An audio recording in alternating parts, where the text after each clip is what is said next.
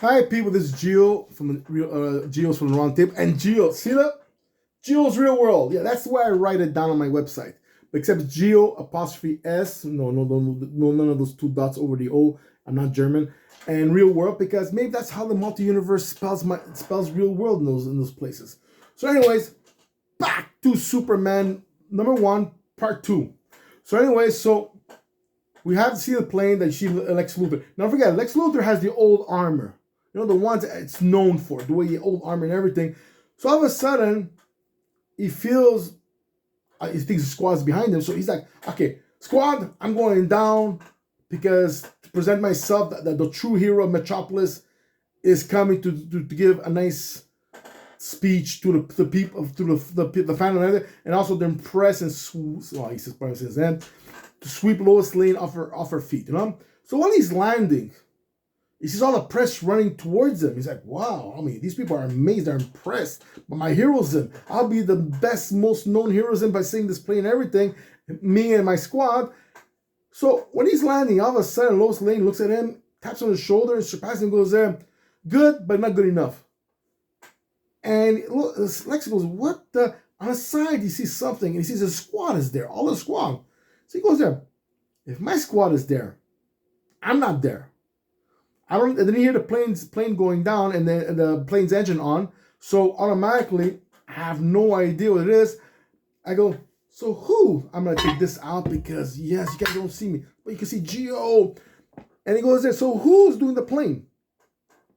He turns around and he sees Superman, and he's bringing down the plane and everything. Lois Lane's the first one to put the microphone on his face. He goes there, who are you? What are you? Goes there, are you gonna be the next our next superhero, our real superhero of Metropolis? Superman goes there, whoa, well, first of all, Lex Luthor and his squad are your savior. Yeah, whatever. He goes, look, they're not doing a good job. Well, what do you mean by that? Well, these three super villains, they're stealing things from our big corpse around over here, and they're planning to leave Metropolis because they're fed up of the robbery and destruction and everything, and they're destroying Lex squad like there's no tomorrow. And every time Lex gets there, it's too late for nothing.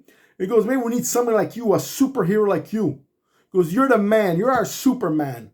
That's who gets his name. Because in the comic book, one what I used to like was John Byrne when he's doing Superman, is Lois Lane once he restarted back to zero, made Superman become his name Superman. She's the one who called him Superman on the newspaper. So automatically there she says out loud and she probably puts in the newspaper. So Superman goes, look, I'll stay. Goes okay. It goes, I'll stay and help Lex and the squad to investigate on this thing, to try to solve what it is. And then once I do, I cannot promise if I'm going to stay or I'm going to go somewhere else. And so goes, no, you're going to stay. He goes, I'll make sure you're going to stay over here. So anyway, Superman, he's talking to her, and he's freaking out because he's getting attracted by her like crazy. You know, it's like infatuation. Like it's okay, people call it like love at first sight. I call it infatuation because you know why? Is it sex or is it love? Is it sex? Yeah, I believe in that song. It's infatuation because you don't know until you go out with the person. Because sometimes it's just physical and that's it. And could it be more? So automatically, Superman goes there, look, let me get out of here. Because before I hug her and kiss her or say the wrong thing romantically, and goes, which I have no idea who the heck she is, goes, let me get out of here. So he goes, okay, look, I'll find out. Goes, we might see each other later on. And he takes off. So now it comes to the point. The big clash of the whole movie and everything. Yeah, I have 10 minutes, give or take. So Superman, so all these guys, they're doing it, okay? Now, these are the Kryptonians from the Phantom Zone. There's Zod, Non, and what's her name? Ursa. So what happens, Superman might get Non, okay? Now these people, they happen to have costumes, okay? That absorbs the sun with the DNA and everything, but they don't look human at all. They don't look Kryptonian at all. Because what happens when they go through the Phantom Zone, if you look at when you read the Justice League and everything, they wear DNA patches because since their system cannot endure the Phantom Zone, they have to steal other people's DNA, other alien races' DNA. No, they don't kill them and all that. It's just they do it scientifically ways and everything. They buy the other DNAs for science, and all other kind of things to survive in the Phantom Zone. So these three guys, these guys, or these three Kryptonians, don't look at all the same, physical wise. Okay, they don't look humanoid, but they have different features, the different skin tone, and all the Kryptonians that are in the Phantom Zone, most of them do not look alike. Maybe there might be 2 or 3 of them, give or take a batch, because of course they're not going to look all different because they're all different kind of aliens, but they look like different gangs of aliens kind of sense, like humans with skin tones kind of sense, but they have different features of skin. So Superman confronts first one he gets is Non. Now Non is a humongous monster with spikes coming out of his back and everything, with probably like little things coming out, like testicles coming out, and he cannot fly. Now his power, because the reason is that they cannot be a complete, look, in the comic book or in the movie, how can these guys come out of the Phantom Zone, absorb the sun for a couple of days, be as powerful as Superman, and actually learn their power, how to maneuver their powers as fast as Superman, when Superman had all life to learn? And remember all those movies and all the comic books, he crashed through buildings and he hurt himself and his ears were going crazy. No, but these guys, they master all of a sudden. But then again, Supergirl, who's in space, and she's been in space for so many years, absorbing the sun directly. Oh no, she's weaker than everybody else. Try and make sense out of it. You gotta create a character, how they're supposed to be. Start from point A, it ends at point Z, and it's supposed to be the same thing. Not like, I'll change what we go through because it doesn't go with my vibe. No. It goes exactly with your vibe, So anyways, that's why I look at it, okay? So automatically. So each costume, the sun they're able to absorb through the Phantom Zone, which is not much and everything, they can only create 3 costumes for three people. Now that's why they're doing all those other things, because they're planning to make other uniforms for all the other ones in the Phantom Zone. How many Kryptonians there is, we don't know, but they do it. Okay, so what's his name? Non. The one he has, it amps certain powers, and for him and whoever's doing the uniform, each one has different powers, so they could all work as a team to do teamwork, so they can also help each other out, So Non is a tank, or should I say the Hulk. He's a power beast. He's more stronger than Superman. His skin is harder than Superman, but he cannot fly. The thing is, he can make his body more dense or more lighter. So when he jumps, like Superman, the only one, he could jump over the Empire State Building and all that. What happened? He jumps at full force, but when he's about to jump, he densizes his body as low as possible, that he can do these humongous leaps, crazy, and further distance because he's light. Then as soon as he wants to land or ram on somebody, he goes super heavy because he's indestructible. Not even Superman can actually move, man, unless he has to really, and he could ram on his target like head on, bang, So Superman is fighting this night on that, and Superman is not expecting this amount of force and strength. So he's trying to save one of the soldiers, one of the squads of Lex Luthor, and this guy just rams Superman. And by the time Superman came back, he disappeared. The soldier didn't see nothing other than that. Then he goes to the next one, and he meets, what's her name, Ursa. Now Ursa, she has a costume red and blue. Yeah, the Superman red and blue there in the olden days when he splits his 2 personality? Well, that's her powers. Now, Ursa and Zod, their strength and their skin tone and all that is like 25% of Superman, give or take. Maximum. Okay? But Ursa, she's the only one able to fly at an incredible speed, faster than Superman, because she can go into energy form, which Superman can't.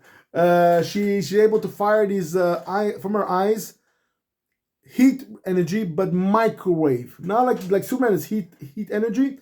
Hers in a microwave goes right through you, will burn you if she it'll burn you like if you wants to, as if she won't even have to kill you. You just feel like there's a big heat inside of you. That the pain is incredible. Or she can kill you. How you prefer, okay? And then also, and she's able to create an energy shield to block who's ever firing at her and this and that.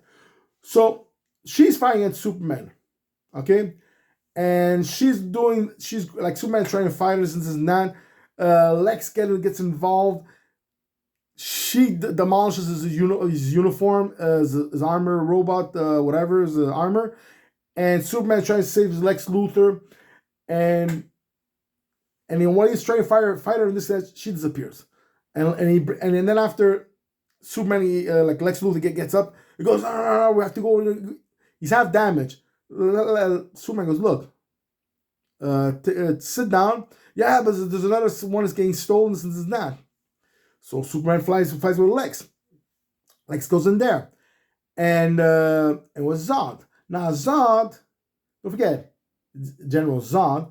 This guy's a military from Krypton in fighting. He needs to be a general. This guy is a martial art. So that's why I don't see him ever losing against Clark Kent, who's just a sweetheart from the countryside, when this guy is a military trained soldier of everything. So he has super speed, faster than Superman. As I said, his strength is one fourth. His density of his skin is 1/4. But he's able to create like an armor of ice, like really dark ice, like more power, more colder than Superman's cold breath kind of sense. And in his hands, he can create any weapons he wants to. Create a shield, but he cannot fire things from his hand. But he can create things out of it, which for him is perfect. He can create a sword, a Kryptonian sword, shield, this and that. So Superman is fighting him. So Superman is fighting this and that, and all of a sudden, okay, and the same thing, Lex half armored getting destroyed and everything. While he's going at super flash speed, he demolishes Lex, and then Superman goes looking, and he's about to kill Lex Luthor. Superman goes in there, gets Zod out of the way, like fast, but Zod doesn't get injured. Superman grabs Lex, he puts him in the helicopter, goes, look, send him to the hospital and everything, this and that. And then Superman goes down, boom, Zod disappears. So now Superman's like, what the fuck? So now the Superman is like, he's getting down there, and there's all like a couple of hours later or so, he goes to the first site where it's non and everything, and there's already people there, and they're reading energy signals and all this kind of thing. So now Superman, he goes, look, he flies off to the Fortress of Solitude, and he meets Helix, and Helix goes there, look, give me something, because give me an instrument that can send it to you, because this energy flow has come from somewhere. Are they teleporting themselves to another city, another country? We have to find out and stop it. And Helix gives him this device to read any energy possible, and he'll tell them what it is. So when he goes back, now don't forget the example. Let's say what's it called? Zod drops something. Okay, they need it. So or maybe not, whatever it is. Okay, the whole thorn is that is gonna be round 2. Superman reads the things in that, and Helix goes there. Holy crap! He goes, what? Okay, come. He goes, I'll send you something as fast as possible. That's the way you send them back to the Phantom Zone. Phantom Zone, does this sound familiar? I'll explain later on, because it's something to do with Kryptonian. Because these guys are criminals, you have to send them back, So he's gonna send them something. So when he confronts them the next time, all 3 are there, and Superman is frying bang. He's trying to fight his gang, and like it's like a pack of wolves against a grizzly bear, and Superman being the grizzly bear. He's the most powerful thing. But these people, like, they're able to work as a team. So they each know what's their strength and quality. One to attack, one to withdraw, while the other one attacks. So Superman is like, these guys are good. These guys are like synchronized army soldiers kind of sense, So they're able to make their negatives compared to Superman into all positive. So Superman is like he's getting like wow, but he's not losing. So they confront everything. The whole point is that certain point that thing comes over. Superman grabs it and he throws behind them and goes, "What did you do?" And Superman is like he's getting the advantage at a certain point, but it's like almost equal kind of sense that they get sucked into the Phantom Zone. So Superman didn't win and didn't actually lose. He was just fighting. Now, was he fighting not to injure them, or he was just waiting for that piece of technology to send them back to the Phantom Zone where they're from and everything? We don't know. But automatically, Superman, it was an incredible matching scene. Okay, so they got sent to the Phantom Zone. So now Superman is trying to find it. Okay, he goes back to the fortress, Solitude, and he's got Helix. He goes, okay, look, you're my character. He goes, yeah. What's this Phantom Zone of those? Is that? These are criminals. Are you sure? Well, we said that so these are Kryptonians, or goes like was because he took in their DNA and everything. Not really 100%. We mean 100%. So now Superman, and he talks to the father and this and that, Joel and something, and they're not answering question and everything. So Superman is like saying, Clark Kent is like saying, okay, something is weird happening. He goes, what I'm gonna do? I'm gonna take that spaceship that we have in the fortress, and I'm gonna fly to Krypton. And he goes, all you guys, all these things you cannot tell me, it's blacklisted on the list, because those guys, these are computers, right? So if Joel doesn't want the son to know anything, he blacklists on the thing, like the government. When you give you a paper and have all these things black lined and everything, so it's like it's not proven for your eyes. So Superman goes, yeah, I'm gonna find the truth. So he goes into space, like the Man of Steel. So he goes to space for a reason, to go to Krypton to find out anything information on the destroyed planet, if he could find, that he could take with him to find the truth in this. So that's boom.